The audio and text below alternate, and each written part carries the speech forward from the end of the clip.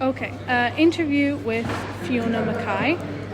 Just to begin, just to make sure everything's okay, you do consent to this being recorded. It will not be published anywhere, and it's solely for academic purposes. Yeah, that's okay. All good? Okay. So the key question, what is, removing any technical value, what is your favourite film and why? Ooh. Speaking from a purely emotional standpoint. As of now, I'm going to say Narnia. Narnia, okay. Care to elaborate?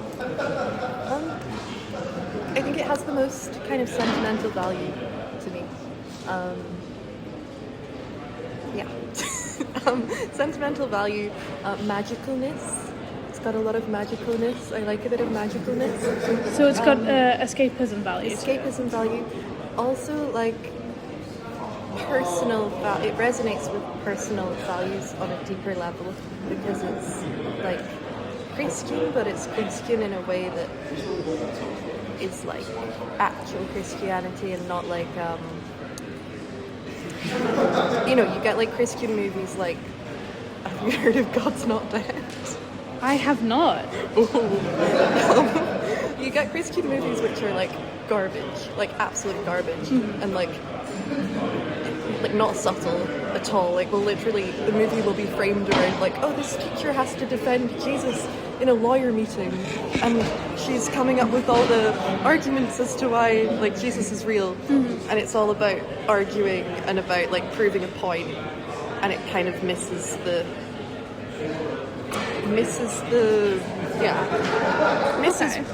actual deeper meaning. I think Narnia does hit the deeper meaning in a way where people can connect with it even if they don't, like, share those values in a direct way.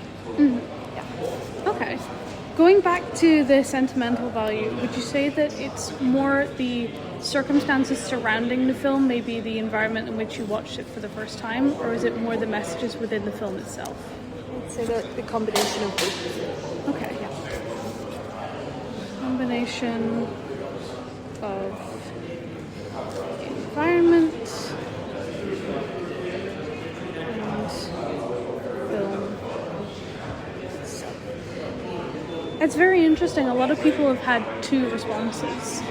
When I've talked to people and when I've interviewed other people, most have multiple responses. I have multiple responses too, but that's the one that That's feels the one the that most really that sticks like, out. I was thinking about it yesterday and, like, sitting by the river and, like, listening to the Prince Caspian soundtrack. Okay. Specifically, there's, like, this one really lovely floaty song from that I really enjoy. I think just the forestiness as well, like the forest aesthetic, and that makes me feel very at home, like forests, and the costumes as well. But that's technical. That is a technique, but, like, the feeling of the costumes, the feeling that the costumes evoke, Yes. where it's like, I don't know, like a simpler time. They're kind of medievally simpler time. They're very, like, I don't know. They're, like, they're very, like, courageous. I get what you mean. I get what you mean. You look at, I'm picturing Susan, and you look at her and you feel like really brave. Yeah. I feel really brave when I think of her. No, I like that. Yeah. Okay. Is there anything else you'd like to say? I like Song of the Sea. Song of the Sea as well. And another standout, a more recent one that emotionally impacted me a lot, Holy Mountain by Alejandro Jodorowsky. And in a way, like, it's also very, very good from a technical standpoint, like, incredible from a technical standpoint, but it's very, very experimental, and it's, like, I don't know, it's like a very self-aware movie. Like, at the end, it kind of has the message of, like, stop watching movies, go live your life, kind of thing. Like, you're doing, like, the awareness of, like, you're the viewer participating in watching this, attaching an idea to the narrative. Like, now that you have the idea of the movie, like, get out of escapism, live your life. Yeah. And I like that a lot. I like that message. Okay.